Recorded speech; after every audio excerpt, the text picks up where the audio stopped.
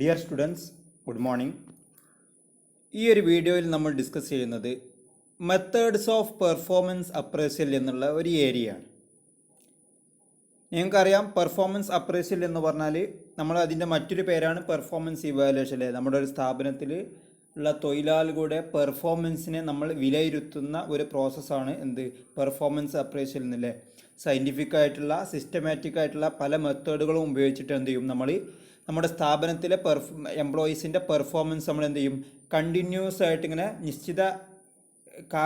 നിശ്ചിത ഇടവേളകളിലായിട്ട് ഇങ്ങനെ വിലയിരുത്തിക്കൊണ്ടേയിരിക്കും. അവരുടെ പെർഫോമൻസ് നമ്മൾ അപ്രൈസൽ ചെയ്തുകൊണ്ടേയിരിക്കും. ആ ഒരു പ്രോസസ്സിനെയാണ് നമ്മളെന്ത് പറയാം, പെർഫോമൻസ് അപ്രൈസൽ എന്ന് പറയാം, അല്ലേ.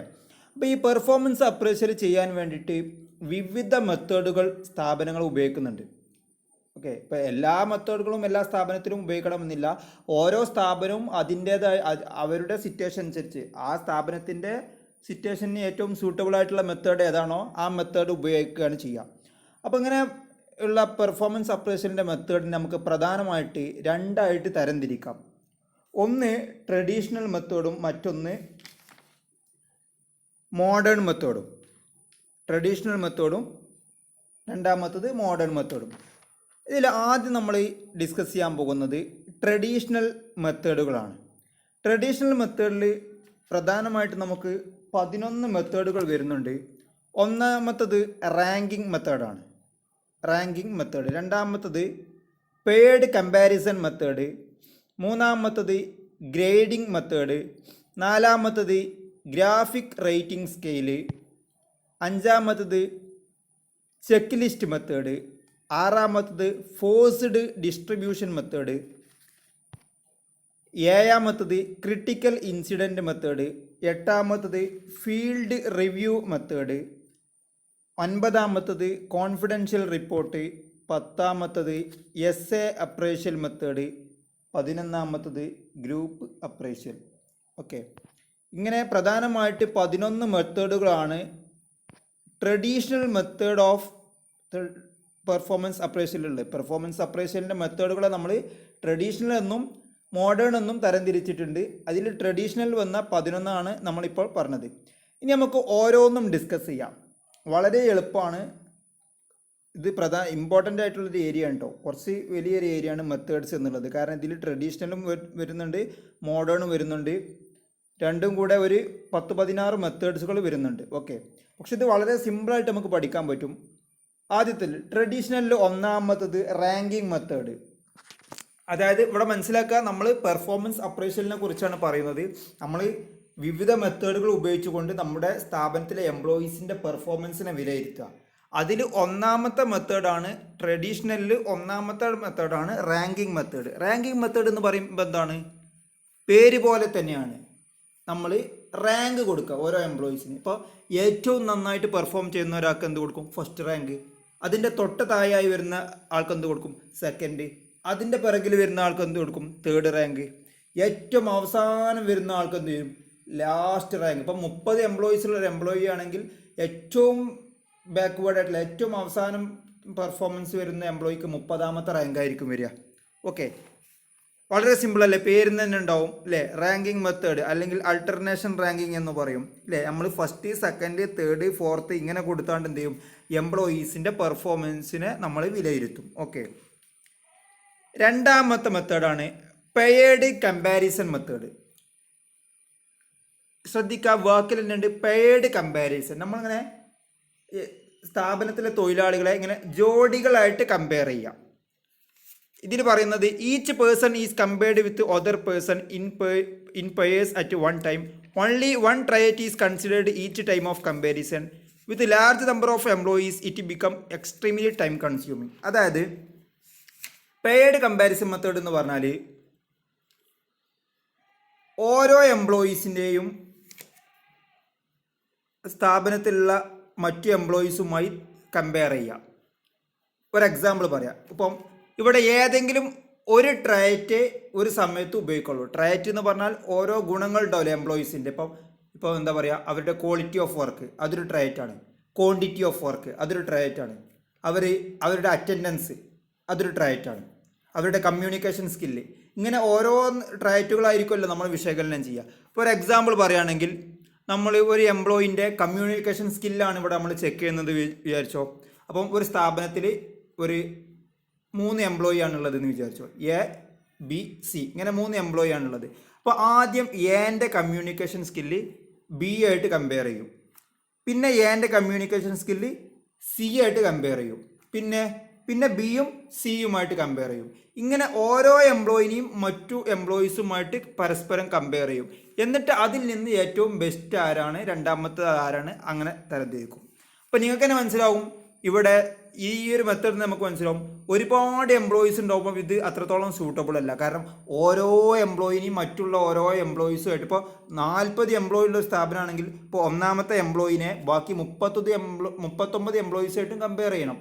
ഓക്കെ, അങ്ങനെ ഓരോരുത്തരെയും പരസ്പരം കമ്പയർ ചെയ്യുക എന്ന് പറയുമ്പോൾ വളരെ ടൈം കൺസ്യൂമിങ് ആയിട്ടുള്ള പ്രോസസ്സാണ്. അപ്പം ഒരുപാട് എംപ്ലോയീസ് ഉള്ള ഒരു സ്ഥാപനത്തിൽ ഇത് അത്രത്തോളം സൂട്ടബിൾ ആയിട്ടുള്ളൊരു മെത്തേഡല്ല. ഓക്കെ, അപ്പം പെയർഡ് കമ്പാരിസൺ എന്ന് പറഞ്ഞാൽ പെയർ എന്ന് പറഞ്ഞാൽ ജോഡി അല്ലേ, കമ്പയർ ചെയ്യുക എന്ന് പറഞ്ഞാൽ താരതമ്യം ചെയ്യുക. അപ്പോൾ ഓരോ എംപ്ലോയീസിനെയും മറ്റുള്ള ഓരോ എംപ്ലോയീസുമായിട്ട് ഇങ്ങനെ കമ്പയർ ചെയ്യുക, പരസ്പരം താരതമ്യം ചെയ്യുക. ഒരു സമയത്ത് നമ്മൾ ഒരു ട്രൈറ്റ് ഉപയോഗിക്കുള്ളൂ. അതായത് ഇപ്പോൾ നമ്മൾ കമ്മ്യൂണിക്കേഷനെ കുറിച്ചാണ്, ഒരു എംപ്ലോയീസിൻ്റെ കമ്മ്യൂണിക്കേഷൻ സ്കില്ലാണ് നമ്മൾ കമ്പയർ ചെയ്യുന്നത് വെച്ചെങ്കിൽ നമ്മൾ ഓരോ എംപ്ലോയീസിനെയും കമ്മ്യൂണിക്കേഷൻ സ്കില്ല് പരസ്പരം കമ്പയർ ചെയ്യും. ഓക്കെ, പിന്നെ അടുത്തത് ക്വാളിറ്റി ഓഫ് വർക്കാണ് ചെയ്യുന്നത് വെച്ചെങ്കിൽ ഓരോ എംപ്ലോയീസിൻ്റെയും ക്വാളിറ്റി ഓഫ് വർക്ക് മറ്റുള്ള എംപ്ലോയീസുമായിട്ട് കമ്പയർ ചെയ്യും. ഓക്കെ, അല്ലാതെ ഒരുമിച്ച് തന്നെ ഇപ്പോൾ ക്വാളിറ്റി ഓഫ് വർക്കും കമ്മ്യൂണിക്കേഷൻ സ്കില്ലും ക്വാണ്ടിറ്റി ഓഫ് വർക്കും എല്ലാം പാടെ ഒരുമിച്ച് ഒറ്റ പ്രാവശ്യമായിട്ട് ചെയ്യാൻ പറ്റില്ല. ഒരു സമയത്ത് ഒരു ട്രയറ്റേ നമ്മൾ കമ്പയർ ചെയ്യുള്ളൂ. ഓക്കെ, മൂന്നാമത്തത് ഗ്രേഡിങ് മെത്തേഡ്. അതായത് പേരിൽ തന്നെ ഗ്രേഡ് കൊടുക്കുക. നമ്മൾ എംപ്ലോയീസിൻ്റെ പെർഫോമൻസിനെ നമ്മളെന്ത് ഗ്രേഡായിട്ട് തരംതിരിക്കുക. ഒരു എക്സാമ്പിൾ പറയുകയാണെങ്കിൽ ഇപ്പോൾ നമ്മൾ എന്ത് ചെയ്യും, ഇപ്പം 4 or 5 ഗ്രേഡുകളൊക്കെ ആയിട്ട് തരംതിരിക്കും. ഇപ്പോൾ ഉദാഹരണം പറയുകയാണെങ്കിൽ excellent, very good, average, poor, very poor, outstanding, satisfactory, ഇങ്ങനെ ഓരോ ഗ്രേഡുകളായിട്ട് തരംതിരിക്കും. ചിലപ്പം ഇത്ര ഉണ്ടാകണമെന്നില്ല. ഇപ്പോൾ ചില സ്ഥാപനങ്ങളിൽ ഇപ്പോൾ 3 ഗ്രേഡായിട്ട് ഉണ്ടാവുകയുള്ളൂ. ഇപ്പോൾ എന്താ, very good, average, below average, ഇങ്ങനെ 3 ഉണ്ടാവുകയുള്ളൂ. ചിലത് 5 കാറ്റഗറി ഉണ്ടാവും. ഇങ്ങനെ ഏതായാലും നമ്മളിങ്ങനെ ഓരോ കാറ്റഗറി ആയിട്ട് തരംതിരിക്കും. ഇങ്ങോട്ട് എന്ത് ചെയ്യും, ഓരോ എംപ്ലോയീസിൻ്റെയും പെർഫോമൻസ് എന്ത് ചെയ്യും, നമ്മളിങ്ങനെ ഗ്രേഡ് ചെയ്യും. ഉദാഹരണം പറയുകയാണെങ്കിൽ ഇപ്പോൾ എ എന്ന് പറഞ്ഞ എംപ്ലോയിൻ്റെ പെർഫോമൻസ് എന്ത് ചെയ്യും, നമ്മൾ വെരി ഗുഡ് ആണെങ്കിൽ വെരി ഗുഡ്. ബി എന്ന് പറഞ്ഞ എംപ്ലോയീസിൻ്റെ വളരെ മോശമാണെങ്കിൽ നമ്മൾ വെരി പുവർ, അതിൽ ടിക്ക് ചെയ്യും. ഓക്കെ, ഇനിയിപ്പോൾ സി പറഞ്ഞ എംപ്ലോയി ഒരു ആവറേജ് പെർഫോമൻസ് ആണെങ്കിൽ സീൻ്റെ നേരെ ആവറേജ് എന്നുണ്ടാവും, സീൻ്റെ എന്ത് ചെയ്യും, ആവറേജ് എന്നുള്ള കോളത്തിൽ ടിക്ക് ചെയ്യും. ഇങ്ങനെ നമ്മൾ എന്ത് ചെയ്യും, ഓരോ ഗ്രേഡുകളായിട്ട് തരംതിരിക്കും. അടുത്തത് ഗ്രാഫിക് റേറ്റിംഗ് സ്കില്ല്. ഇത് വളരെ പോപ്പുലർ ആയിട്ടുള്ള ഓൾഡസ്റ്റ് ആൻഡ് പോപ്പുലർ മെത്തേഡാണ്. ഓൾഡ് മെത്തേഡാണ്, അതേപോലെ വളരെ പോപ്പുലർ ആയിട്ടുള്ള മെത്തേഡാണ്. A graphic scale assess a person on the quality and quantity of his work. ഓരോ എംപ്ലോയിയുടെയും വർക്കിൻ്റെ ക്വാണ്ടിറ്റിയും ക്വാളിറ്റിയും എന്ത് ചെയ്യും, ഇവിടെ കൃത്യമായ രീതിയിൽ അസസ് ചെയ്യും.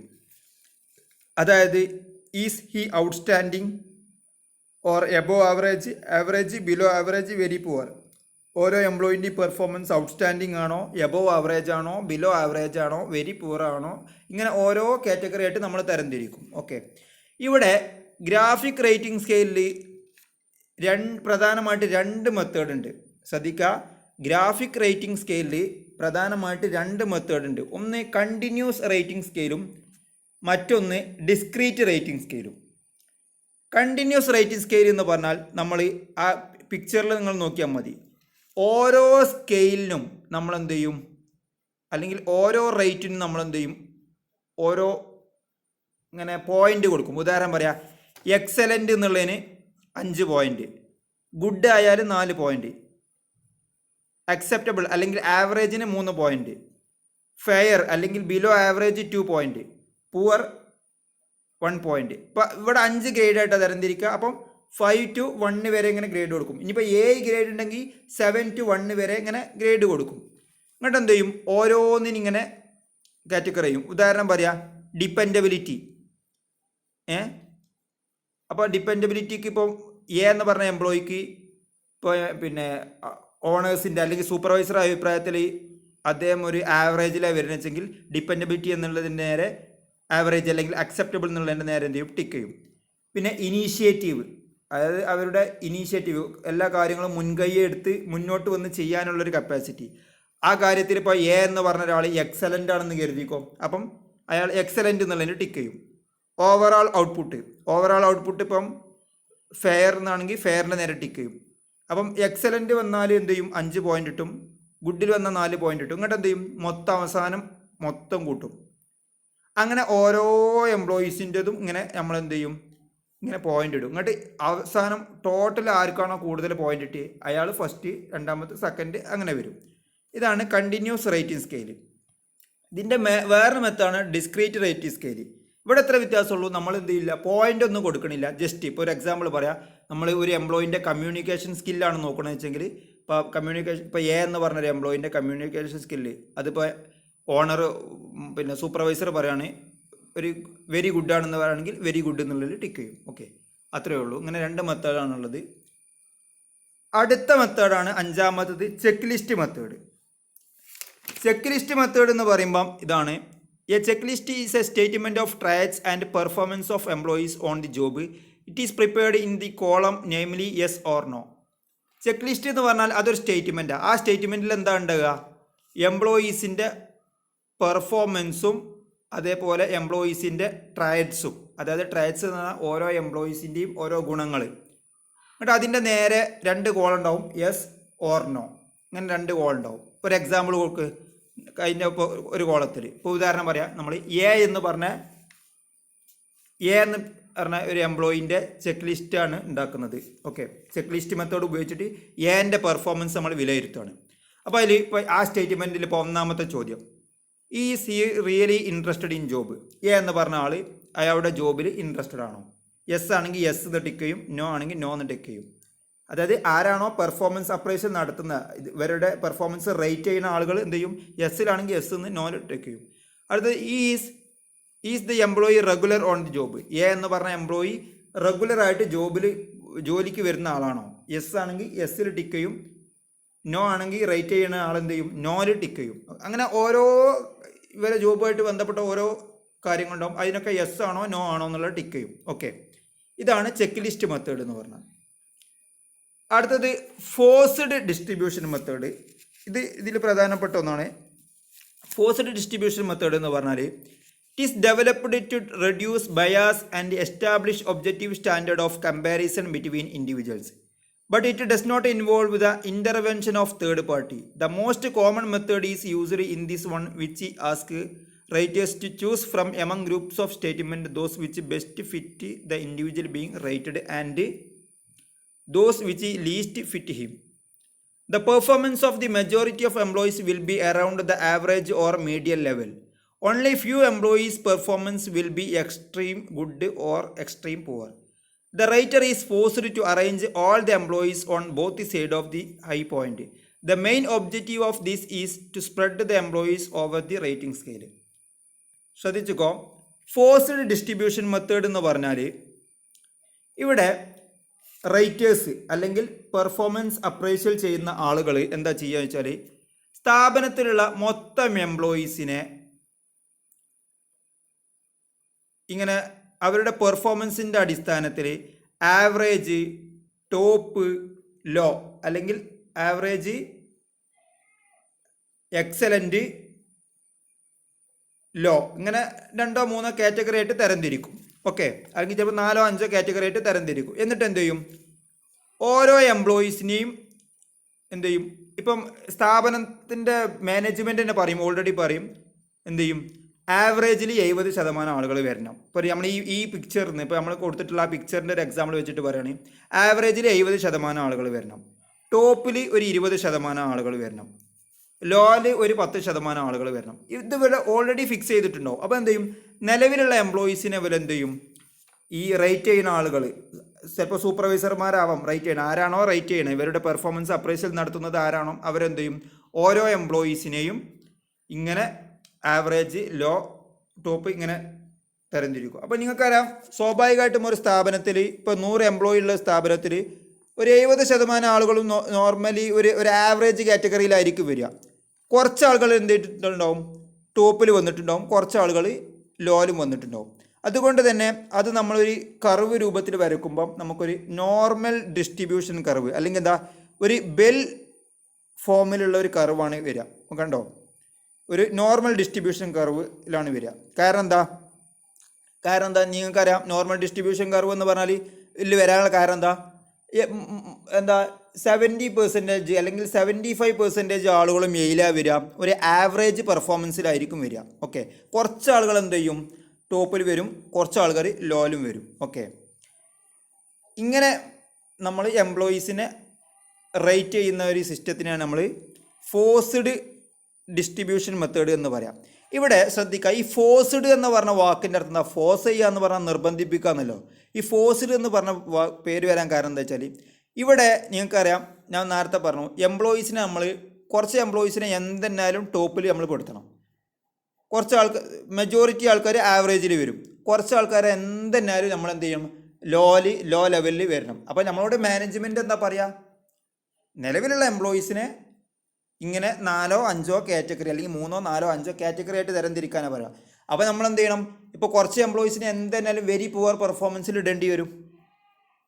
ഓക്കെ, ഇനിയിപ്പോൾ എല്ലാ എംപ്ലോയീസും നിലവിൽ അത്യാവശ്യം പെർഫോം ചെയ്യുന്ന ആളുകളാണെങ്കിൽ തന്നെ ഉള്ള എംപ്ലോയീസിനെ വെച്ചിട്ട് നമ്മൾ എന്ത് ചെയ്യേണ്ടി വരും, അവരെ നമ്മൾ വെരി പുവർ, ടോപ്പ്, ആവറേജ് അങ്ങനെ ആക്കേണ്ടി വരും. കാരണം എല്ലാത്തിലേക്കും എന്ത് ചെയ്യണം, നമ്മൾ എംപ്ലോയീസിനെ ഡിസ്ട്രിബ്യൂട്ട് ചെയ്യണം. ഓക്കെ, ആവറേജിലേക്ക് വേണം, ലോയിലേക്ക് വേണം, ടോപ്പിലേക്ക് വേണം, എല്ലാത്തിലേക്കും എംപ്ലോയീസിനെ നമ്മൾ ഡിസ്ട്രിബ്യൂട്ട് ചെയ്യണം. അപ്പോൾ നമ്മൾ ഇവിടെ ഇപ്പോൾ ഉദാഹരണം പറയാം, നമ്മൾ പറയാം ലോ ആയിട്ട് പെർഫോം ചെയ്യുന്ന എംപ്ലോയീസ് ആരും ഇല്ല എന്ന് നമുക്ക് പറയാൻ പറ്റില്ല. കാരണം നമ്മൾ ഫോഴ്സ്ഡ് ഡിസ്ട്രിബ്യൂഷൻ മെത്തേഡ് വെച്ച് നമ്മൾ അപ്രൈസ് ചെയ്യുമ്പോൾ നമ്മൾ നിലവിലുള്ള എംപ്ലോയീസിൻ്റെ ഒരു നിശ്ചിത ശതമാനം, വളരെ കുറഞ്ഞൊരു ശതമാനം നമ്മൾ ലോ എന്ന് പറഞ്ഞ കാറ്റഗറിയിലേക്ക് ഇടണം, കുറഞ്ഞ ശതമാനം ടോപ്പിലേക്ക് ഇടണം, കൂടുതൽ ശതമാനം എവിടെ വരും, ആവറേജ് എന്നുള്ള രീതിയിൽ നമ്മൾ ചെയ്യേണ്ടി വരും. ഓക്കെ, അപ്പം നിർബന്ധമായിട്ടും എല്ലാ കാറ്റഗറിയിലേക്കും നമ്മൾ നിലവിലുള്ള എംപ്ലോയീസിനെ ഇടേണ്ടി വരുന്നത് കൊണ്ടാണ് നമ്മളതിനെ ഫോഴ്സ്ഡ് ഡിസ്ട്രിബ്യൂഷൻ മെത്തേഡ് എന്ന് പറയാനുള്ള കാരണം. ഓക്കെ, അടുത്തത് ക്രിട്ടിക്കൽ ഇൻസിഡൻറ്റ് അപ്രൈസൽ. ഇതും നമുക്ക് പേരിൽ നിന്ന് തന്നെ മനസ്സിലാക്കാം. The critical incident technique look likes A natural method of performance appraisal because it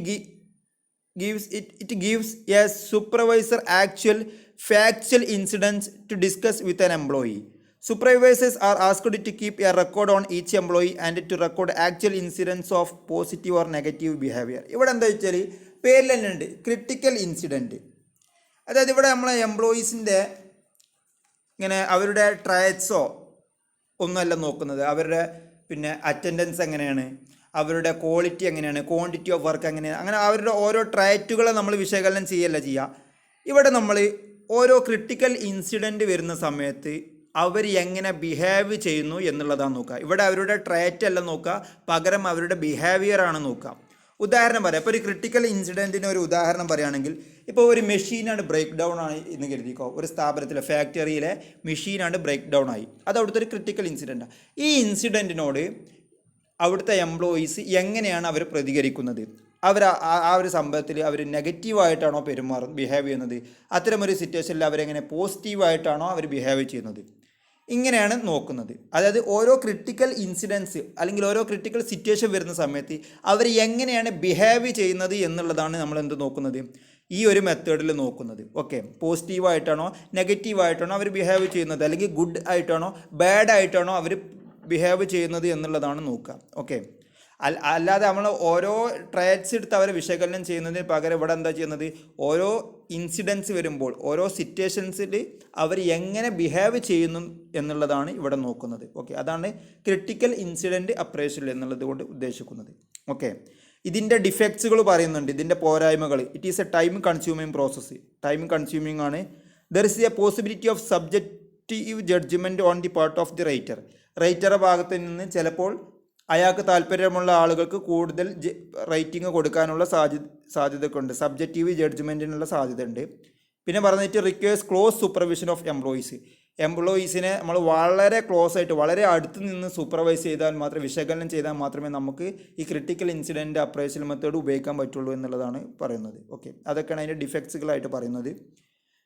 പിന്നെ ഫീൽഡ് റിവ്യൂ മെത്തേഡ് എന്ന് പറഞ്ഞാൽ ഇത്രേ ഉള്ളൂ, പേര് തന്നെ മനസ്സിലാക്കുക, ഫീൽഡ് റിവ്യൂ. നമ്മളെന്താ ഫീൽഡ് വർക്ക് എന്ന് പറഞ്ഞാൽ എന്താ, നമ്മൾ ഫീൽഡിൽ ഇറങ്ങിയിട്ട് കാര്യങ്ങൾ അന്വേഷിക്കുക അല്ലേ. ഇവിടെ എന്താ ചെയ്യുന്നത് വെച്ചാൽ ഹ്യൂമൻ റിസോഴ്സ് ഡിപ്പാർട്ട്മെൻറ്റ് എന്ത് ചെയ്യും, ഹ്യൂമൻ റിസോഴ്സ് ഡിപ്പാർട്ട്മെൻറ്റിൻ്റെ ജോലിയാണല്ലോ തൊഴിലാളികളുമായിട്ട് ബന്ധപ്പെട്ട കാര്യങ്ങൾ പെർഫോമൻസ് ഒക്കെ അപ്രൈസൽ ചെയ്യേണ്ട ഉത്തരവാദിത്വം. അപ്പോൾ എന്ത് ചെയ്യും, ഈ ഹ്യൂമൻ റിസോഴ്സ് ഡിപ്പാർട്ട്മെൻറ്റ് ഓരോ ഡിപ്പാർട്ട്മെൻറ്റിലെയും സൂപ്പർവൈസർമാരെ സമീപിച്ച് എന്ത് ചെയ്യും, അവരോട് ക്വസ്റ്റ്യൻസ് ചോദിക്കും. അവരെ കീഴിലുള്ള ഓരോ എംപ്ലോയീസിനെയും സംബന്ധിച്ചുള്ള ക്വസ്റ്റ്യൻസ് ചോദിക്കും. എന്നിട്ട് ആ സൂപ്പർവൈസർമാർ കൊടുക്കുന്ന ആൻസറിനനുസരിച്ച് ഇവരെന്ത് ചെയ്യും, റിപ്പോർട്ട് ഉണ്ടാക്കും. ഇപ്പോൾ ഉദാഹരണം പറയാം, ഒരു ഹ്യൂമൻ റിസോഴ്സ് ഡിപ്പാർട്ട്മെൻറ്റിലെ ഒരു എംപ്ലോയി ചെന്നിട്ട് എന്ത് ചെയ്യും, അദ്ദേഹത്തിന് ഇപ്പോൾ സെയിൽസ് ഡിപ്പാർട്ട്മെൻറ്റിലെ എംപ്ലോയീസിൻ്റെ പെർഫോമൻസ് അപ്രൈസലാണ് നടത്തുന്നത് വെച്ചെങ്കിൽ സെയിൽസ് ഡിപ്പാർട്ട്മെൻറ്റിലെ സൂപ്പർവൈസറെ സമീപിക്കും. ആ സൂപ്പർവൈസറെ കീഴിൽ ഇപ്പോൾ ഒരു 10 എംപ്ലോയീസ് ഉണ്ടെന്ന് കരുതിക്കോ. ആ ഓരോ എംപ്ലോയീസിനെ കുറിച്ചും പിന്നെ ഈ സൂപ്പർവൈസറോട് ചോദിക്കും. ഈ ചോദ്യങ്ങളൊക്കെ അവർ മുൻകൂട്ടി പ്രിപ്പയർ ചെയ്തിട്ടുണ്ടാവും. ഇങ്ങോട്ട് എന്ത് ചെയ്യും, ഓരോ എംപ്ലോയീസിൻ്റെയും പെർഫോമൻസ് എന്തൊക്കെയാണ്, അവരുടെ പൊട്ടൻഷ്യൽ എന്തൊക്കെയാണ്, അവർക്കുള്ള പിന്നെ പ്രൊമോഷൻ കൊടുക്കണോ കൊടുക്കേണ്ടേ, അവരുടെ സ്ട്രെങ്ത് എന്തൊക്കെയാണ്, വീക്ക്നെസ് എന്തൊക്കെയാണ്, ഇതൊക്കെ അവരുടെ സൂപ്പർവൈസറോട് ചോദിച്ചിട്ട് അതിനനുസരിച്ച് റിപ്പോർട്ട് ഉണ്ടാക്കും. അപ്പോൾ നമ്മൾ ഇപ്പോൾ ഫീൽഡിൽ പോയിട്ട് നമ്മൾ ഈ പിന്നെ ഓരോ വീടുകളിലൊക്കെ പോയിട്ട് ക്വസ്റ്റ്യൻസ് ചോദിച്ച് നടക്കില്ല, അതിനാണ് നമ്മൾ ഫീൽഡ് ഇൻ്റർവ്യൂ എന്നൊക്കെ പറയാം. അതേപോലെ എന്ത് ചെയ്യുക, ഓരോ ഡിപ്പാർട്ട്മെൻറ്റും ചെന്നിട്ട് സൂപ്പർവൈസർമാരെ കണ്ടിട്ട് അവരുടെ കീഴിലുള്ള ഓരോ എംപ്ലോയീസിൻ്റെയും ഡീറ്റെയിൽസ് കളക്ട് ചെയ്യുക. അതാണ് ഫീൽഡ് റിവ്യൂ മെത്തേഡ്. അടുത്തത് കോൺഫിഡൻഷ്യൽ റിപ്പോർട്ട്. കോൺഫിഡൻഷ്യൽ റിപ്പോർട്ട് എന്ന് പറഞ്ഞാൽ this method is mainly used in government organisation. The immediate superior prepares confidential report of his subordinates. It covers attendance, initiative, technical ability, ability of reasoning, responsibility, leadership quality, achievement and failure, etc. അതായത് ഇത് പ്രധാനമായിട്ട് government ഓർഗനൈസേഷനിലൊക്കെയാണ് ഈ ഒരു confidential report ഉണ്ടാക്കുക. Confidential എന്ന വാക്കിൻ്റെ അർത്ഥം തന്നെ ഇതൊരു രഹസ്യ സ്വഭാവമുള്ള റിപ്പോർട്ടാണ്. ഇവിടെ എന്താ വെച്ചാൽ നമ്മുടെ നേരെ മുകളിലുള്ള സുപ്പീരിയർ, ഇപ്പോൾ ഞാനൊരു സ്ഥാപനത്തിൽ വർക്ക് ചെയ്യുകയാണെങ്കിൽ എൻ്റെ നേരെ മുകളിലുള്ള സൂപ്പർവൈസർ എന്ത് ചെയ്യും, അല്ലെങ്കിൽ എൻ്റെ സുപ്പീരിയർ എന്ത് ചെയ്യും, എന്നെക്കുറിച്ചുള്ള കോൺഫിഡൻഷ്യൽ റിപ്പോർട്ടുകൾ ഉണ്ടാകും. എന്താണ്, ഇപ്പോൾ ഉദാഹരണം പറയാം, എൻ്റെ അറ്റൻഡൻസിനെ കുറിച്ചുള്ള കാര്യങ്ങൾ അതിലുണ്ടാവും, എൻ്റെ ടെക്നിക്കൽ എബിലിറ്റി എത്രത്തോളമാണ്, എൻ്റെ ഇനീഷ്യേറ്റീവ് എത്രത്തോളം ഉണ്ട്, എൻ്റെ എബിലിറ്റി ഓഫ് റീസണിങ്, റെസ്പോൺസിബിലിറ്റി ഏറ്റെടുക്കാനുള്ള എൻ്റെ കഴിവ്, എൻ്റെ ലീഡർഷിപ്പ് ക്വാളിറ്റി, എൻ്റെ ഫെയിലിയർ എന്തൊക്കെയാണ്, അച്ചീവ്മെൻറ്റ്സ് എന്തൊക്കെയാണ് തുടങ്ങിയ കാര്യങ്ങളെക്കുറിച്ചൊക്കെയുള്ള ഒരു റിപ്പോർട്ട് അയാൾ ഉണ്ടാക്കും. ഓക്കെ, ഇത് സീക്രട്ടായിട്ട് ഉണ്ടാക്കുക. എന്ത് ചെയ്യും, സുപ്പീരിയർ എന്നെ നിരീക്ഷിക്കുന്നുണ്ടാവും, എന്നിട്ട് എന്നെ കൃത്യമായിട്ട് ഒബ്സർവ് ചെയ്തിട്ട് അയാൾ ഈ ഡീറ്റെയിൽസ് കളക്ട് ചെയ്യും. ഇത് ചിലപ്പോൾ ഞാൻ അറിയുന്ന പോലെ ഉണ്ടാവില്ല. അപ്പോൾ എൻ്റെ പെർഫോമൻസ് മോശമാണെങ്കിൽ എന്ത് ചെയ്യില്ല, എനിക്ക് അയാൾ എന്ത് ചെയ്യും, ആ പെർഫോമൻസ് മോശമാണ് എന്നുള്ളത് അവിടെ രേഖപ്പെടുത്തും. പക്ഷെ അയാൾ അത് എന്നോട് അത് കമ്മ്യൂണിക്കേറ്റ് ചെയ്യണമെന്നൊന്നുമില്ല, എനിക്ക് ഫീഡ്ബാക്ക് ഒന്നും തരില്ല. ഓക്കെ, വളരെ കോൺഫിഡൻഷ്യൽ ആയിട്ട് ഉണ്ടാക്കുന്ന റിപ്പോർട്ടാണ്. ഓക്കെ, ഇതിൻ്റെ ഡിഫക്റ്റ് എന്തൊക്കെയാണ്? Its credibility is very low because no feedback is provided to the employees. നമ്മളിപ്പോൾ പറഞ്ഞ മാതിരി തന്നെ ഇതിന് അത്രത്തോളം ക്രെഡിബിലിറ്റി ഇല്ല. കാരണം എന്താ, ഇതൊരു കോൺഫിഡൻഷ്യൽ റിപ്പോർട്ടാണ്. ഇതിൽ ഓരോ കാര്യവും കൊടുത്തതിനെ കുറിച്ചുള്ള ഫീഡ്ബാക്ക് എംപ്ലോയീസിന് കൊടുക്കുന്നില്ല. ഇപ്പോൾ ഉദാഹരണം പറയാം, എൻ്റെ പെർഫോമൻസ് മോശമാണ് എന്നുള്ളത് എൻ്റെ സംബന്ധിച്ചുള്ള കോൺഫിഡൻഷ്യൽ റിപ്പോർട്ടിലുണ്ടെങ്കിൽ അത് എന്തുകൊണ്ടാണ് അങ്ങനെ മോശമാണ് എന്ന് പറയുന്നത് എന്നുള്ളതിൻ്റെ ഒരു ഫീഡ്ബാക്ക് ഒന്നും എനിക്ക് തരൂല. ഓക്കെ, പിന്നെ this method focus on evaluation rather than development of employees. ഇവിടെ എംപ്ലോയീസിൻ്റെ പുരോഗതി എന്നതിനെക്കാട്ടിലും കൂടുതലും നടക്കുന്നത് എംപ്ലോയീസിൻ്റെ പെർഫോമൻസ് വിലയിരുത്തുക എന്നുള്ളതാണ്. ഓക്കെ, കാരണം എന്താ, അതുകൊണ്ടാണല്ലോ ഇവിടെ ഫീഡ്ബാക്ക് ഒന്നും കൊടുക്കാത്തത്. ഫീഡ്ബാക്ക് കൊടുത്താലേ എന്ത് ചെയ്യാനുള്ളൂ, എംപ്ലോയീസിന് അവരുടെ പ്രശ്നങ്ങൾ മനസ്സിലാക്കി ഡെവലപ്പ് ചെയ്യാൻ പറ്റുള്ളൂ. അപ്പോൾ ഇവിടെ എംപ്ലോയീസിൻ്റെ ഡെവലപ്മെൻറ്റിനേക്കാൾ പ്രാധാന്യം കൊടുക്കുന്നത് അവരുടെ പെർഫോമൻസ് വിലയിരുത്തുക എന്നുള്ളതിലൂടെ മാത്രമാണ്. ഓക്കെ, ഇവിടെ ജസ്റ്റ് അവരുടെ പെർഫോമൻസ് വിലയിരുത്തുക എന്നുള്ളതേ നോക്കുന്നുള്ളൂ. ഓക്കെ, അല്ലാതെ അതിലൂടെ അവർക്കൊരു ഇമ്പ്രൂവ്മെൻ്റ് ഉണ്ടാക്കുക എന്നുള്ള ഒരു ലക്ഷ്യം ഇവിടെ ഇല്ല. അടുത്തത് employee never know his strength and weakness. Sorry, അവിടെ ചെറിയ മിസ്റ്റേക്ക് ഉണ്ട്. Employee never know his strength and weakness എന്നാണ്.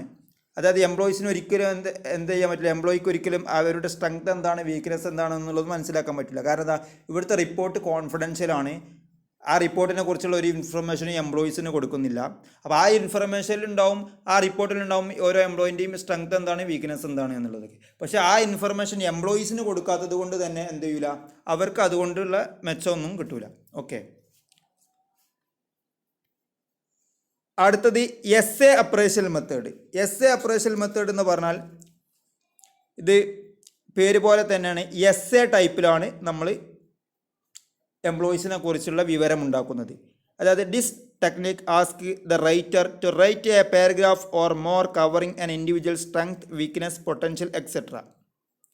In most selection situations, particularly those involving professional, sales, managerial, etc., essay appraisal from former employees, teachers, etc. carry on significant weight. അതായത് essay appraisal മെത്തേഡിൽ appraisal ചെയ്യുന്ന ആളോട് അല്ലെങ്കിൽ writer എന്ന് പറഞ്ഞാൽ ഇവിടെ ഉദ്ദേശിക്കുന്നത് എംപ്ലോയീസിൻ്റെ പെർഫോമൻസ് റേറ്റ് ചെയ്യുന്ന ആളുകൾ. ഈ റൈറ്ററോട് എന്താ പറയുന്നത് വെച്ചാൽ ഓരോ എംപ്ലോയീസിനെ കുറിച്ചും എസ് എ ആയിട്ടുള്ള വിവരണം ഉണ്ടാക്കാനാണ് ഉദ്ദേശിക്കുന്നത്. ഓരോ എംപ്ലോയിൻ്റെയും സ്ട്രെങ്ത് എന്താണ്, വീക്ക്നെസ് എന്താണ്, അവരുടെ പൊട്ടൻഷ്യൽ എന്തൊക്കെയാണ് തുടങ്ങിയ കാര്യങ്ങളൊക്കെ എന്ത് ചെയ്യും, ഒരു എസ് എ ആയിട്ട് പ്രിപ്പയർ ചെയ്യും. ഉദാഹരണമായിട്ട് ഇപ്പോൾ രാജു എന്ന് പറഞ്ഞ ഒരു എംപ്ലോയിനെ കുറിച്ചിട്ടാണ് ഇവിടെ എസ് എ അപ്രൈസൽ മെത്തേഡ് ഉപയോഗിച്ചിട്ട് നമ്മൾ ഇവാലുവേറ്റ് ചെയ്യുന്നത് എന്ന് വെച്ചോ. അവിടെ എന്ത് ചെയ്യും, രാജു എന്നുള്ള എംപ്ലോയിൻ്റെ ഡീറ്റെയിൽസ് കൊടുത്തിട്ട് അതിൻ്റെ താഴെ അയാളുടെ സ്ട്രെങ്ത് എന്താണ്, വീക്ക്നെസ് എന്താണ്, അയാളുടെ ക്വാളിഫിക്കേഷൻ എന്താണ്, അയാളുടെ പൊട്ടൻഷ്യൽ എന്തൊക്കെയാണ് തുടങ്ങിയ കാര്യങ്ങളെക്കുറിച്ചൊക്കെ എന്ത് ചെയ്യും, ഒരു പാരഗ്രാഫായിട്ട് വിവരിക്കും. ഓക്കെ, അങ്ങനെ ഓരോ എംപ്ലോയീസിനെ കുറിച്ചും ഇങ്ങനെ പാരഗ്രാഫായിട്ട് വിവരിക്കും. അതുകൊണ്ടാണ് അതിനെ എസ് എ അപ്രൈസൽ മെത്തേഡ് എന്ന് പറയുന്നത്. ഓക്കെ, അടുത്തത് ഗ്രൂപ്പ് അപ്രൈസൽ എന്ന് പറഞ്ഞാൽ a group of writers evaluate the performance of employees. The group consists of immediate supervisor of employee, the other supervisors who have close contact with concerned employees. ശ്രദ്ധിക്കുക, അവിടെ ചെറിയ mistake ഉണ്ട്. The other supervisors who have close contact with concerned employees. അതേപോലെ head of the department, personal expert. Okay, ഇത്രയും ആളുകളൊക്കെയാണ് ഈ ഗ്രൂപ്പിൽ ഉണ്ടാവുക. ഇവിടെ എന്താ പറയുന്നത് വെച്ചാൽ the group of appraisers determines the standard of performance for the job and measure the performance. They find deviations, analysis the cause of deviation or poor performance and offer suggestions four improvement. ഇവിടെ എന്താ വെച്ചാൽ writers അല്ലെങ്കിൽ appraisers എന്ന് പറഞ്ഞാൽ എംപ്ലോയീസിൻ്റെ performance appraisal ചെയ്യുന്ന ആളുകൾ നമ്മൾ എന്ത് പറയും, റൈറ്റേഴ്സ് എന്ന് പറയും. പെർഫോമൻസ് റേറ്റ് ചെയ്യുന്ന ഒരു ഗ്രൂപ്പ് ഓഫ് റൈറ്റേഴ്സ് ഉണ്ടാകുക, ഒരാളൊന്നല്ല ഉണ്ടാകുക, ഒരു ഗ്രൂപ്പ് ഓഫ് റൈറ്റേഴ്സ് ഉണ്ടാവും എംപ്ലോയീസിൻ്റെ പെർഫോമൻസ് വിലയിരുത്താൻ വേണ്ടിയിട്ട്. അവരെന്ത് ചെയ്യും, ആ ഗ്രൂപ്പ് ഓഫ് എംപ്ലോയീസ് എന്ത് ചെയ്യും, അവർ ഡിസ്കസ് ചെയ്തിട്ട് അവർ ഒരു സ്റ്റാൻഡേർഡ് ഉണ്ടാക്കും. എംപ്ലോയീസിൻ്റെ പെർഫോമൻസിന് ഒരു സ്റ്റാൻഡേർഡ് ഫിക്സ് ചെയ്യും. എന്നിട്ട് എന്ത് ചെയ്യും, ആ സ്റ്റാൻഡേർഡിൻ്റെ ബേസിൽ ഓരോ എംപ്ലോയീസിൻ്റെയും പെർഫോമൻസ് വിലയിരുത്തും. ഓക്കെ, ഒരു ഉദാഹരണം പറയാം. ഇവർ ക്വാണ്ടിറ്റി ഓഫ് വർക്കാണ് നോക്കുന്നത് വിചാരിച്ചോ. എംപ്ലോയീസിൻ്റെ ക്വാണ്ടിറ്റി ഓഫ് വർക്കാണ് ഇവർ വിശകലനം ചെയ്യുന്നത്. ഓരോ എംപ്ലോയിയും എത്രത്തോളം സാധനങ്ങൾ പ്രൊഡ്യൂസ് ചെയ്യുന്നു എന്നുള്ളതാണ് നോക്കുക. അത് ഇവർ ആദ്യം ഒരു സ്റ്റാൻഡേർഡ് ഫിക്സ് ചെയ്യും. ഒരു എക്സാമ്പിൾ പറയാം, ഇവർ ഒരു എന്തെങ്കിലും ഒരു പ്രൊഡക്റ്റ് ഉണ്ടാക്കുന്ന കമ്പനിയാണ്. ഇവർ ഒരു സ്റ്റാൻഡേർഡ് ഫിക്സ് ചെയ്ത് ഒരു എംപ്ലോയി ശരാശരി ഒരു ദിവസം ഒരു 100 യൂണിറ്റ് പ്രൊഡക്റ്റ് ഉണ്ടാക്കണം എന്നുള്ളതാണ് ഇവർ ഫിക്സ് ചെയ്ത സ്റ്റാൻഡേർഡ്. ഇവരെ പെർഫോമൻസ് സ്റ്റാൻഡേർഡ് എത്രയാണ്, 100 യൂണിറ്റാണ്. എന്നിട്ട് ഇവരെന്ത് ചെയ്യും, സ്ഥാപനത്തിലുള്ള ഓരോ എംപ്ലോയിൻ്റെയും പെർഫോമൻസ് ഇവർ നോക്കും. ഓരോ എംപ്ലോയിയും എത്രത്തോളം ഉണ്ടാക്കി എന്നുള്ളത് നോക്കും. അപ്പോൾ ഇവരെ സ്റ്റാൻഡേർഡ് 100 ആണല്ലോ. ആ സ്റ്റാൻഡേർഡിൻ്റെ അടിസ്ഥാനത്തിൽ ഇവരെന്ത് ചെയ്യും, എംപ്ലോയീസിനെ എബോവ് ആവറേജ്, വെരി പുവർ എന്നൊക്കെ പറഞ്ഞിട്ട് കാറ്റഗറൈസ് ചെയ്യും. ഇപ്പോൾ 100ൻ്റെ മുകളിൽ ഉണ്ടാക്കിയ ഒരാൾ, 100 ഇവിടെ ആവറേജ്. അപ്പോൾ ഒരു എംപ്ലോയി 120 യൂണിറ്റ് ഉണ്ടാക്കിയെന്ന് വെച്ചെങ്കിൽ അയാൾ എക്സലൻ്റ് ആയിരിക്കും. ഓക്കെ, ഇപ്പോൾ 100 ഉണ്ടാക്കി വെച്ചെങ്കിൽ ആവറേജ്. ഓക്കെ, ഇപ്പോൾ 100ൻ്റെ താഴെയാണ് ഒരാൾ 80 ഉണ്ടാക്കിയിട്ടുള്ളൂ വെച്ചെങ്കിൽ 80 യൂണിറ്റ് പ്രൊഡ്യൂസ് ചെയ്തിട്ടുള്ളൂ വെച്ചെങ്കിൽ അയാൾ ബിലോ ആവറേജ് എന്നുള്ള കാറ്റഗറിയിൽ കൊടുക്കും. ഓക്കെ, അപ്പോൾ ആദ്യം ഇവരെന്ത് ചെയ്യും, ഒരു സ്റ്റാൻഡേർഡ് ഫിക്സ് ചെയ്യും. എന്നിട്ട് ആ സ്റ്റാൻഡേർഡിൻ്റെ അടിസ്ഥാനത്തിൽ എംപ്ലോയീസിൻ്റെ പെർഫോമൻസിനെ average, above average, excellent, below average ഇങ്ങനെയൊക്കെ ഓരോ ക്രൈറ്റീരിയ ആയിട്ട് തരംതിരിക്കും. എന്നിട്ട് എന്ത് ചെയ്യും, ഇപ്പോൾ ഒരു എംപ്ലോയി വളരെ പെർഫോമൻസ് കുറവാണ്. ഒരു എംപ്ലോയി നമ്മൾ എക്സാമ്പിൾ പറയുകയാണെങ്കിൽ നമ്മൾ സ്റ്റാൻഡേർഡ് 100 ആണ്, ഒരു എംപ്ലോയി 50 ഉണ്ടാക്കിയിട്ടുള്ളൂ. അപ്പോൾ എന്താണ്, സ്റ്റാൻഡേർഡിനേക്കാൾ ഒരുപാട് താഴെയാണ് അയാളെ പെർഫോമൻസ് വന്നത്. അപ്പോൾ എന്തുകൊണ്ടാണ് അയാളെ പെർഫോമൻസ് കുറയാൻ കാരണം എന്നുള്ളത് ഇവർ ചെക്ക് ചെയ്യും. ഓക്കെ, എന്നിട്ട് അയാളെ പെർഫോമൻസ് ഇമ്പ്രൂവ് ചെയ്യാനുള്ള സജഷൻസും കാര്യങ്ങളും ഒക്കെ അയാൾക്ക് കൊടുക്കും. ഓക്കെ, ഇതാണ് ഗ്രൂപ്പ് അപ്രൈസൽ. ഓക്കെ, അപ്പോൾ ഇത്രയും കാര്യങ്ങളാണ്. കുറച്ച് കൂടുതലുണ്ട് ഈ വീഡിയോ, ഏകദേശം അരമണിക്കൂറോളം ഉണ്ട്. വളരെ കൃത്യമായിട്ട് മനസ്സിലാക്കുക. 2-3 പ്രാവശ്യം ആവർത്തിച്ച് കണ്ടാലേ ഈ ഓരോ ടെക്നിക്കും മനസ്സിലാക്കാൻ പറ്റുള്ളൂ. Okay, thank you.